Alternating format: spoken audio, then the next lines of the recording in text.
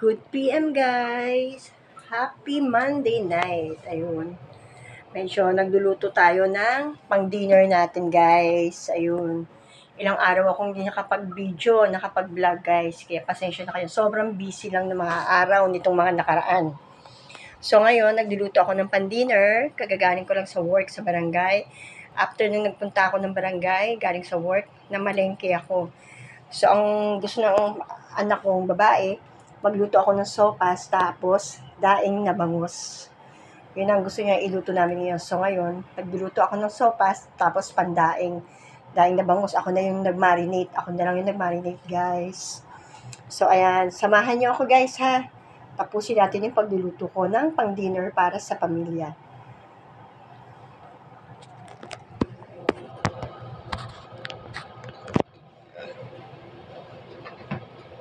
Kayo, anong niluluto nyo para sa pamilya nyo ngayong gabi? Anong naiisip nyo?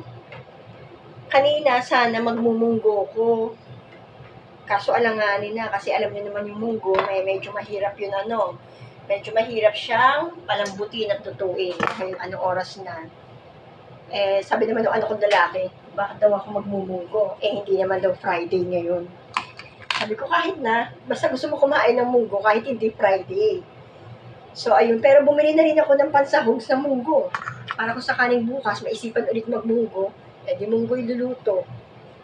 Pero ang gusto ng anak kong babae, sabi niya, bukas na lang ang ulam natin, namalengke na rin ako ng pangbukas, yung luto sa palayok ng Lola Ging.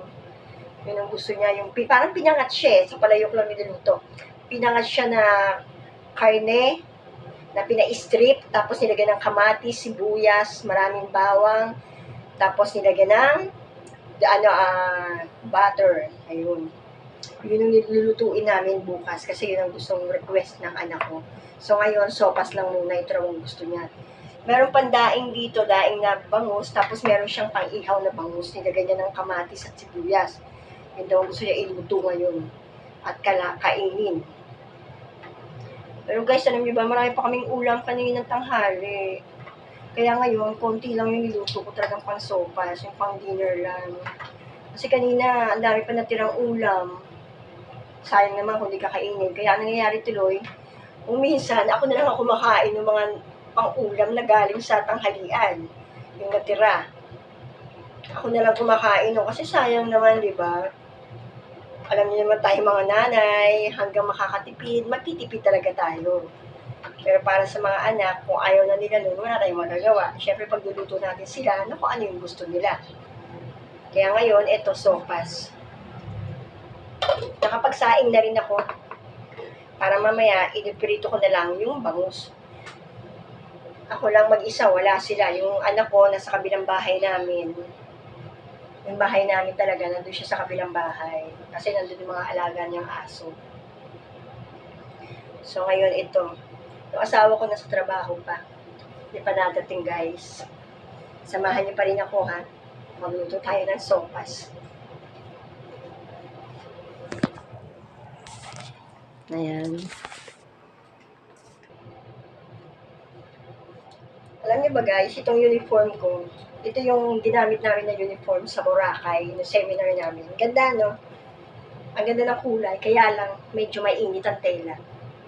Pag malamig, nasa aircon ka, sobrang lamig. Pero pag yung mainit ang lugar, sobrang init naman.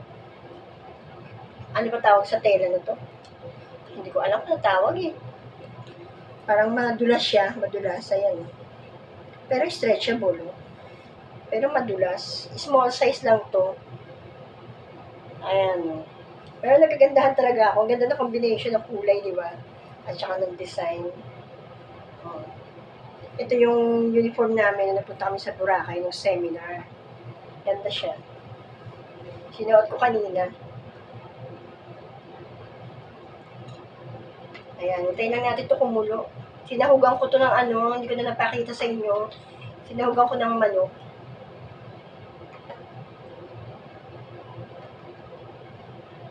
Hintayin lang natin siyang maluto. Kumulo at maluto. Ilalagay natin itong repolyo. Nailagay ko na yung patatas tsaka carrots.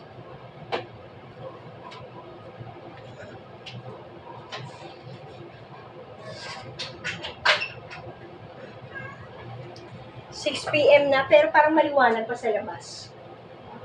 Parang matagal ang gabi ngayon.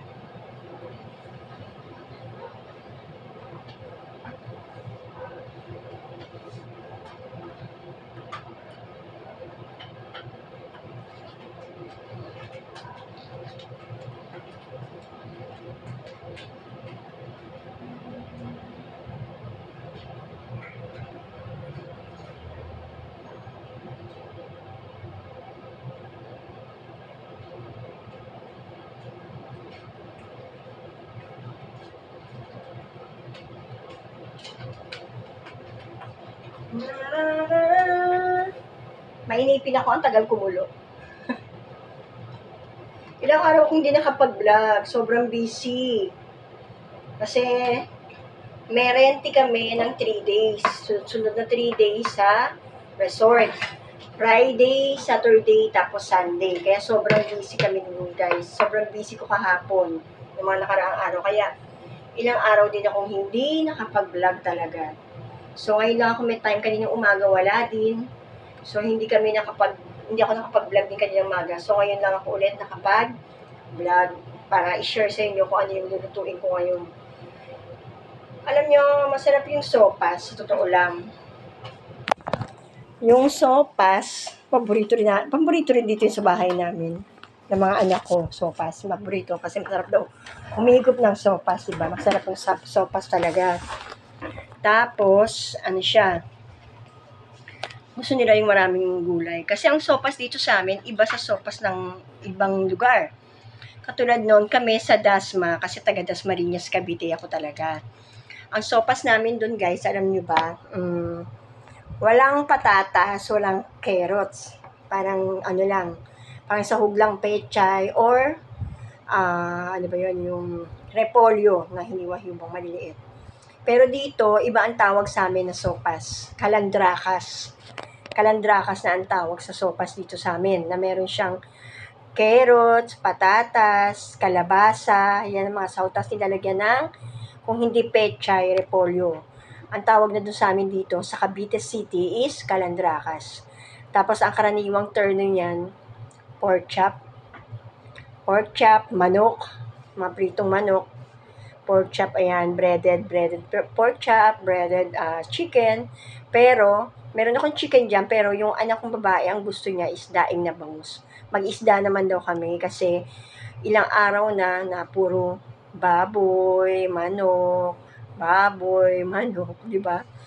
So, yun, sabi niya, ma, mag-isda naman tayo. Kaninang tanghali, bumili akong ulam lang. Ang binili kong ulam is sinigang na bangus. Hindi naman nakain, walang kumain. Kasi kanina, bago kami umuwi ng lunch, uuwi sana ako ng lunch, hindi kami pinauwi ng kapitan namin. Kasi nagpasama na lang na kumain kami sa labas, doon kami nag-lunch. Kaya yung binili kong ulam, hindi nakain. Kasi nanlibre yung kapitan namin sa tanghalian namin dalawa ni sekretary. Kaya kanina, hindi natira lang din yung mga binili kong ulam. Buti na lang, 2 klaseng ulam lang ang binili ko.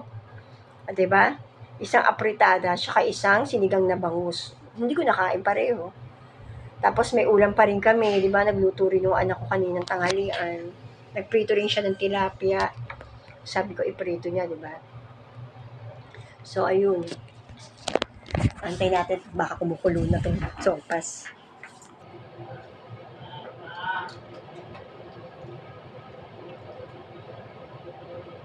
It's not time to make a change. Just relax, take it easy. You're still young, that's your fault. There's so much you have to do. Find the cool, settle down. If you want, you can marry. Look at me, I'm old, but I'm happy. Napapakanta tuloy ako, guys. Pangit ang boses ko, kumakanta pa ako.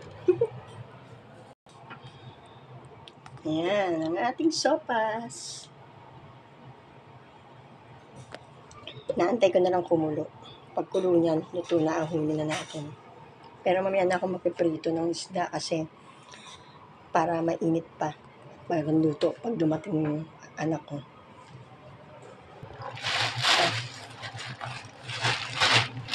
May dumating akong parcel. Ano kaya to?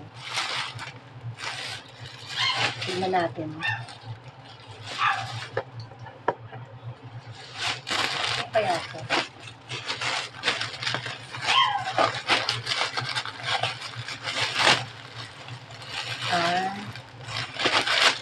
Diaper.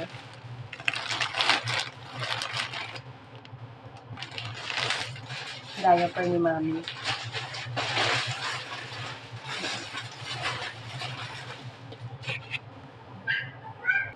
Ayan. Malapit na siyang maluto. Kumukulo na. Kumukulo na, guys. Haluin natin. Diba? Diba?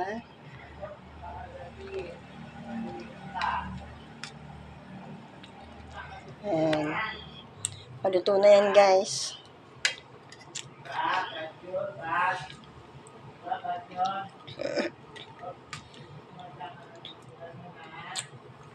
Luto na ang ating masarap na sopas. Mamaya-maya kakain na kami, guys.